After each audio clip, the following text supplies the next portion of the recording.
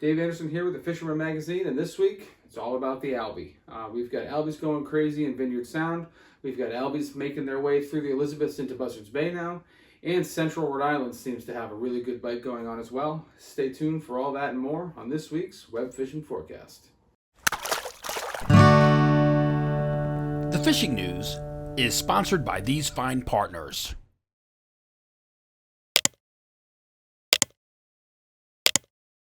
All right, so let's just cover Albies as a general species at this point, because I think that's what everybody's turning this thing on for. The whole thing kind of materialized in Vineyard Sound last week. I was able to get out there, but word travels so fast these days, as we all know, that we were one of at least 100 boats fishing the waters between Wacoit and Woods Hole.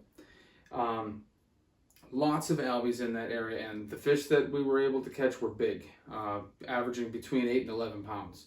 But the fish have been very finicky. They're on very small baits, so don't go out there and expect to just wail on them. One little thing that I did hear is that Saturday's bite was really good because it was a little rougher out there, and a lot of the boats didn't go out. So if you can get out there on a day like today, this is Wednesday. It's a little rainy, a little gloomy out there. You might have a better shot at finding some fish that aren't just being converged upon by hundreds of boats. But that seems to be the key in that area. Again, very nice sized fish. You can catch them from Wacoit up to Woods Hole, and then right down through the Elizabeths up to Tarpaulin Cove. That whole area has had a lot of fish, and a lot of bait, and if you can find those, unmolested schools, you might have a really good shot at having a decent day. So my best advice is just to look at where the boats are and go the other direction. Now, as we kind of head through into Buzzards Bay, this bite seems to be just barely starting. So it's just these little dribs and drabs of fish that are popping through and starting to feed in Buzzards Bay. I expect that this bite will be a full-blown thing by the next time I sit down to record this video report. So if you want to get ahead of the reports, that might be a good place to try. Not a lot of action between there and, you're not hearing about like a lot of fish at places like Sakonnet or Newport. It seems to be that there's a little bit of, it's kind of sporadic up to there, and then as you get to like Beavertail and then up a little bit into the West Passage and then all the way around to the avenues, that's where it seems to really pick up again. And the exciting thing is that just like last year, these fish are on bigger bait. So we're seeing snapper bluefish as a main forage for the Albies. We're also seeing a lot of half beaks again, just like last year. And if it's anything like it was last year, I was working at the Saltwater Edge in 2020, so I got a lot of reports from guys that were out fishing, and multiple guys fishing the West Passage talking about there being so many half beaks and so many Albies that they were catching 20 to 35 Albies in a day. And a lot of them were really nice sized fish because, big bait brings in big fish, right? So that's an area that's blossoming right now, and I keep a really close eye on it. It could become even better than Vineyard Sound is right now. Excuse me.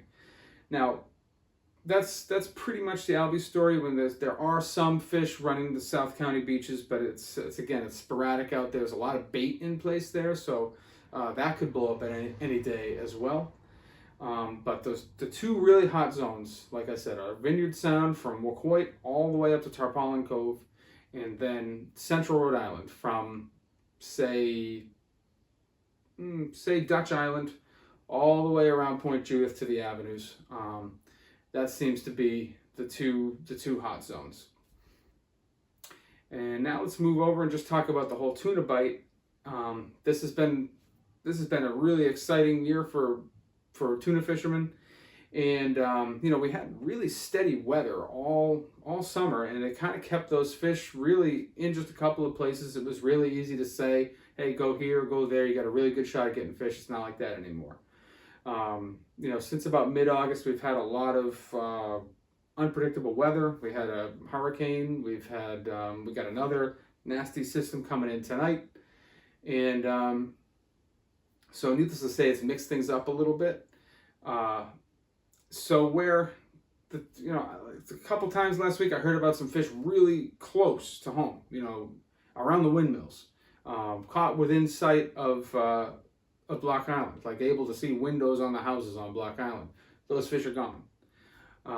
Then I talked to other guys who traveled 40 miles to find theirs. So, the way that these guys are finding them is they're kind of buddy boating it. You get a couple guys together, one guy goes this way, another guy goes that way, another one goes down the middle, and you're staying in contact either on the radio or, if you've got it, via cell phone. And, they're finding a school of fish, and then they're converging on it and fishing it together. And but there really isn't there isn't any one spot where these fish are staying right now. And you're going to hear a little bit more in the Rhode Island report from Mike from Watch Hill Outfitters. But we're also getting some warmer water coming in now, and there have been some yellowfin caught. Not on a canyon run. Fish getting a lot closer to home. So stay tuned for that. And that's what I got for you guys tuna-wise this week. And moving over into Massachusetts now, there's really 3 spots in Massachusetts where you really want to focus if you're looking for striped bass. If you want that fall run experience, you're going to want to head north. Somewhere between, say, the Merrimack River and Cape Ann. Just these fish are starting to pile up, they're starting to school up. There's a lot of bait along the beaches now. And they're getting ready to, at least that first wave of fish is getting ready to head south. Water temperatures are a lot cooler up there than they are down here in southern New England. So if you want that fall run experience, I'd head up there. James Jukes sent me some reports this week, basically saying that you're able to catch lots and lots of fish from the surf, especially at night on small swimming plugs, needlefish, small soft plastics. And, most of these fish are like 26 to 34 inches. You might get one that's 20 pounds. You might get a few that are 20 inches. But the bite is really good. And it's been especially good for the surf guys. The boat guys are catching it as well. And there are still some really nice sized bluefish in the area. Just they've thinned way out. So it's much more of a luck of the draw thing if you're looking for bluefish. But the bass bite has been really good in that area. Very, like I said, it's really a fall run like situation up there right now. Head down the coast is the next place that's got some reliable bass reports is from Race Point down to like Newcomb Hollow. This is, again, it's sort of a classic bite. So I'm hearing about a lot of guys doing well in the daytime from boats, although on some of these rainier days, guys are getting some fish on top water from shore. There are some nice bluefish in that area too, up to like 11 pounds. And then at night, they're coming into the beach. And, you can rack up a pretty good score from the sand as long as you just keep hopping along until you find a body of fish. And any sand eel pattern seems to be working, just like I've been saying this for weeks now. But, any of these slender swimmers, needlefish, sluggos, anything like that is drawing some pretty good attention out there. And then the last spot that's been really good bass-wise is the north side of the Vineyard. Boat guys are doing well at night, drifting with eels. And then the surf guys, they're catching them on eels as well, or casting things like needlefish and darters from the rocks. Been some really nice sized fish there, into the low 30-pound class, even some into the middle 30-pound class.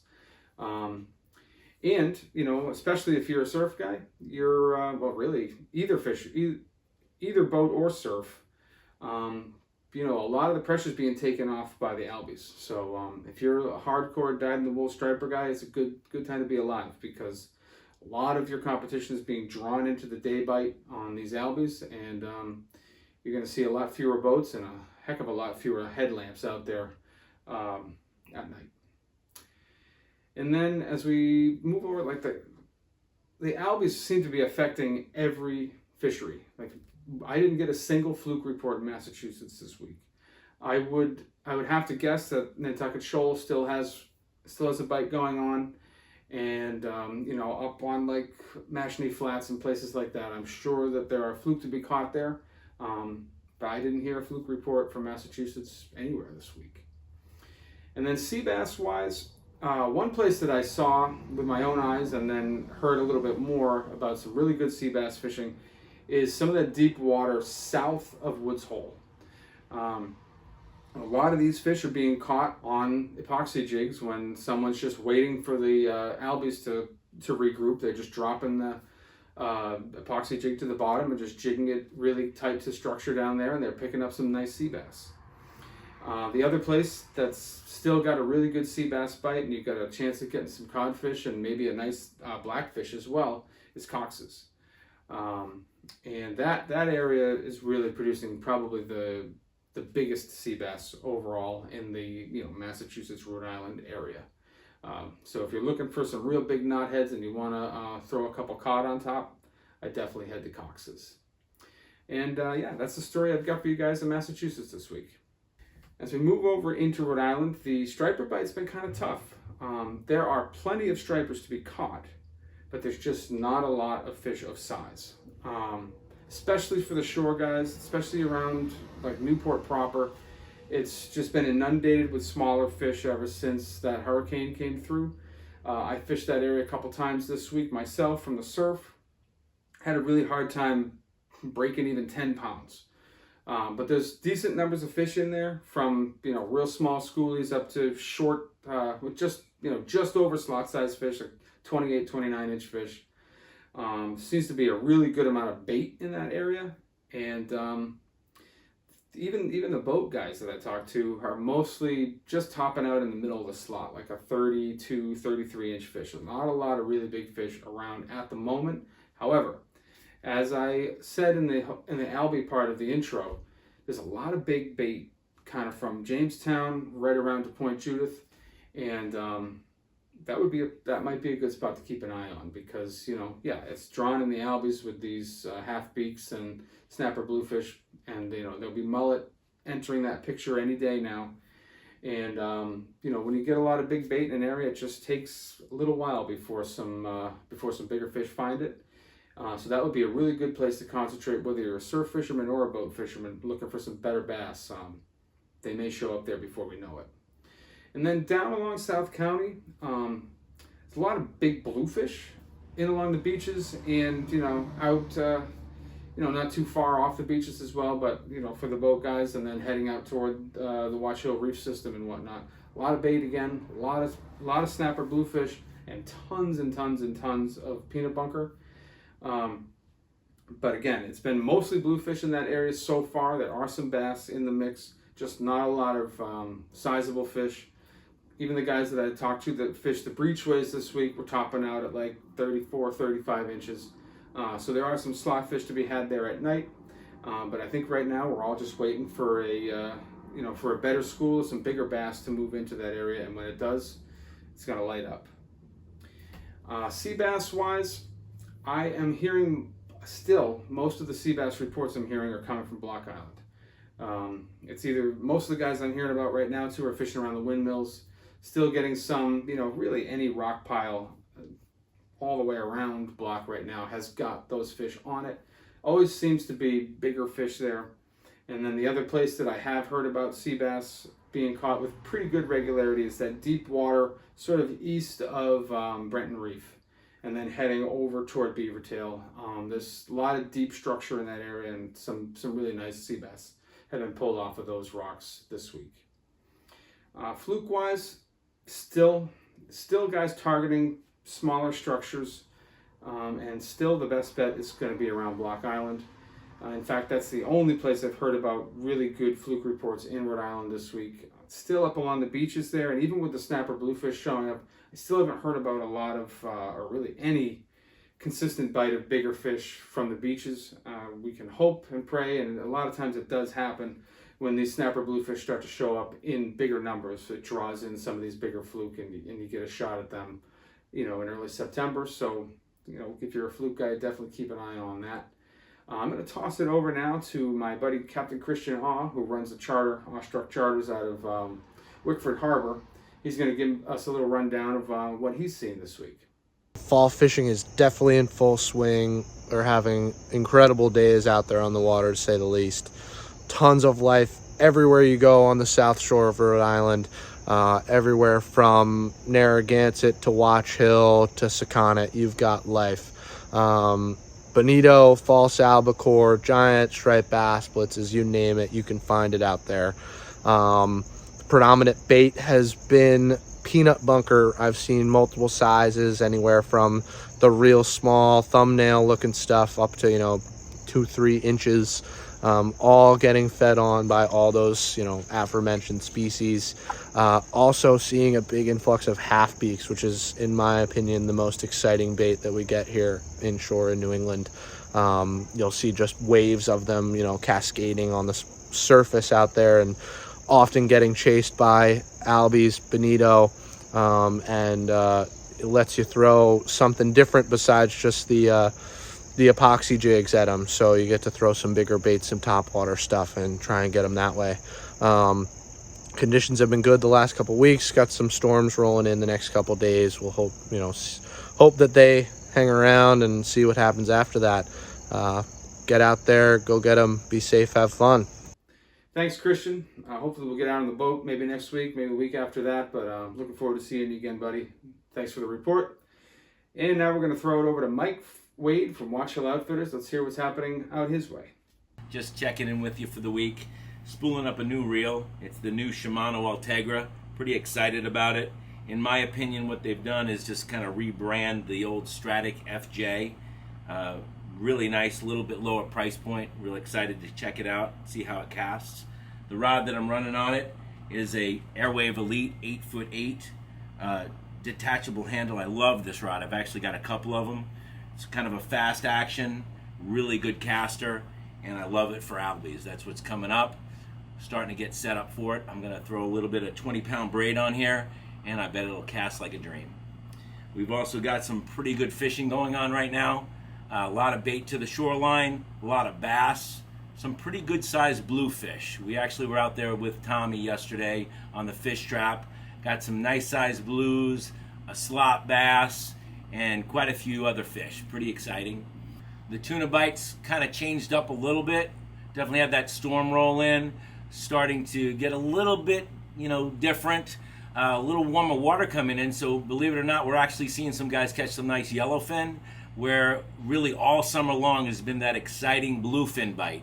Now that's not stopped in my opinion, because really this is the time of the year that we'll have that migration come through. Some of the guys are even talking about kind of finishing up bluefin, when in reality this is when it begins. So get out on the water, see if you can get some of those big fish. Thanks, Mike. Always appreciate the report. You guys do a great job out there, as always. And now, let's hear what's happening in the Coastal Kayak Clash. This week in the Coastal Kayak Clash, hardtail season came in with a vengeance and shook up the leaderboard. Chris Neves is leading the category with his 26 3/4 incher, but the one that held the most weight was Justin Oster's 24 1/4 incher that vaulted him to the top of the totem pole, even with Bob Wagner's category-leading 30-inch weakfish. Bob Wagner now holds sole possession of second place with 7 points, and Justin Oster stands alone at the top with 8.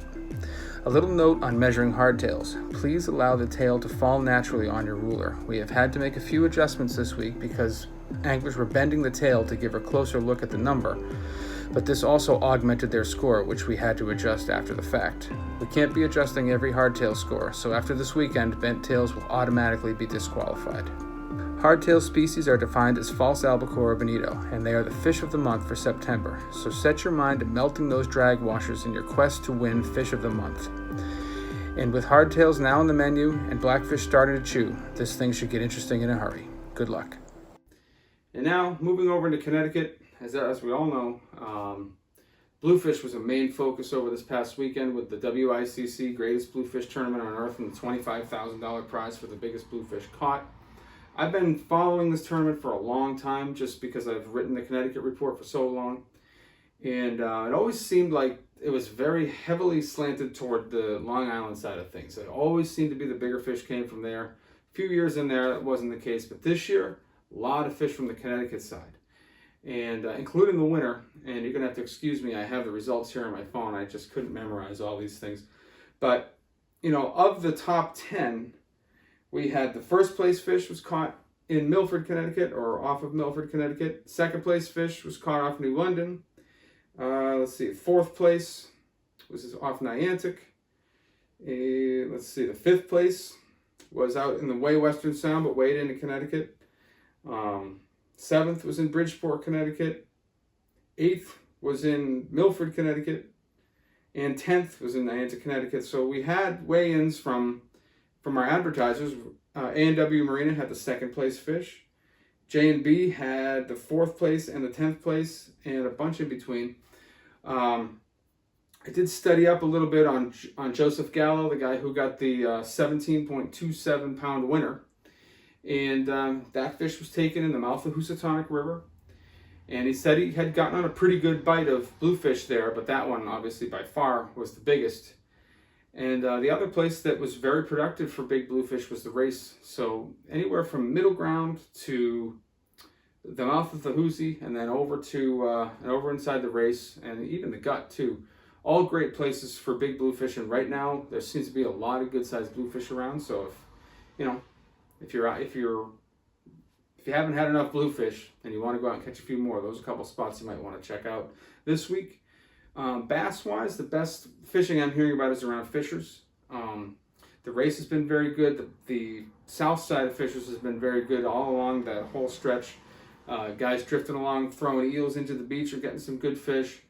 Guys three-way in through the Race with eels or bucktails. And even, first and last night, guys are getting some nice fish on topwater as well. So that area is producing some really nice fish right now.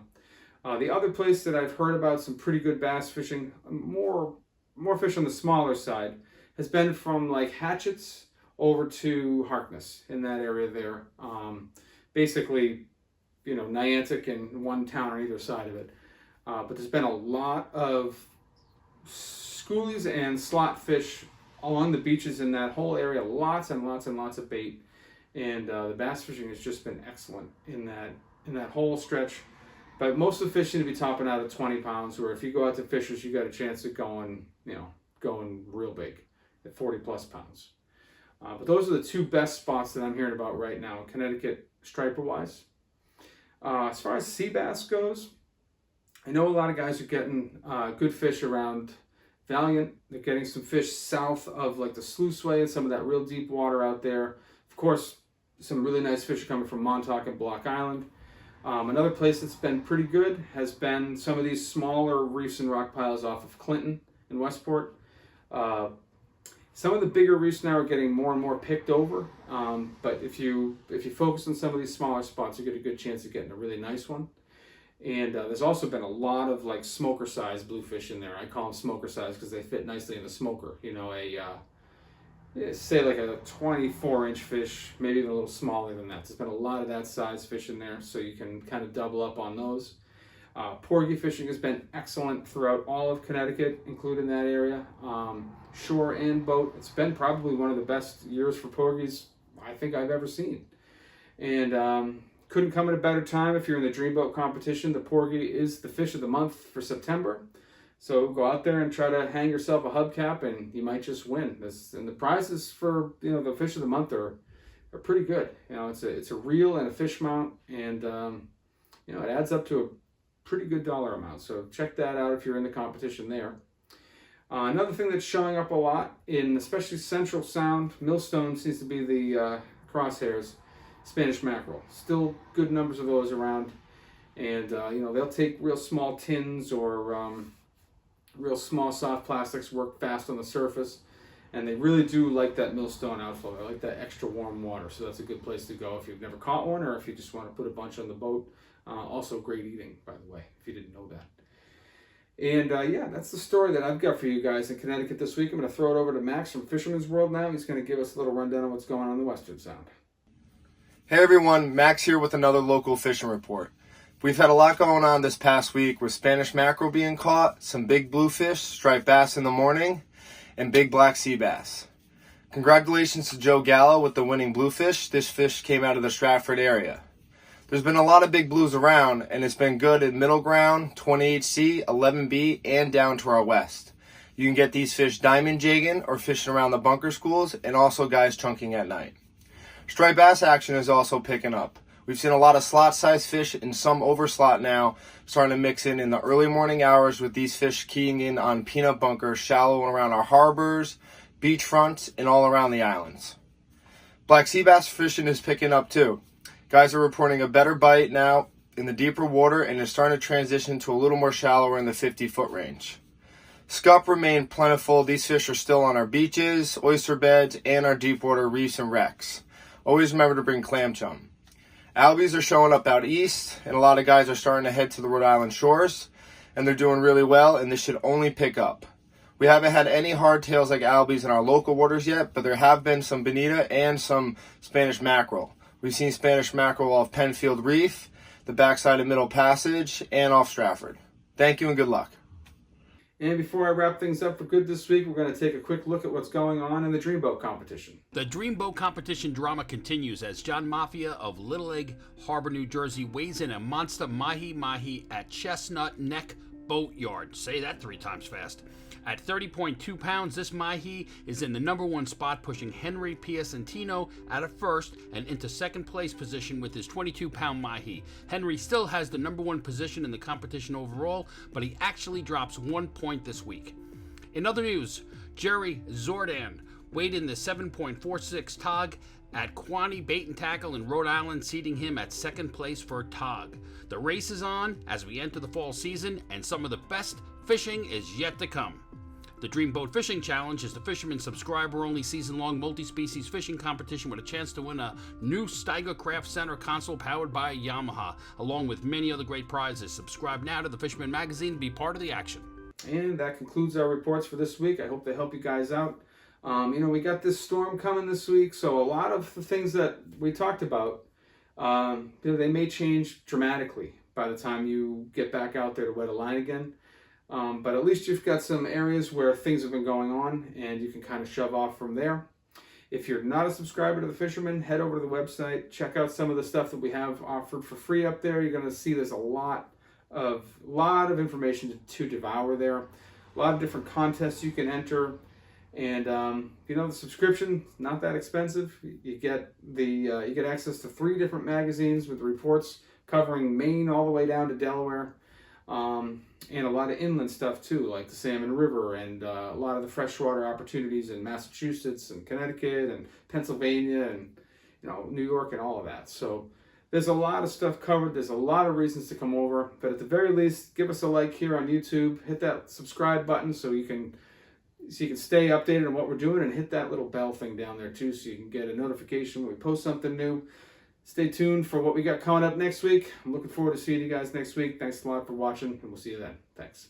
Steiger Craft boats, built by people who fish our waters. Serious anglers choose Steiger Craft for their 40 years of boat building experience right here in the Northeast and Mid-Atlantic. Visit steigercraft.com for a dealer near you.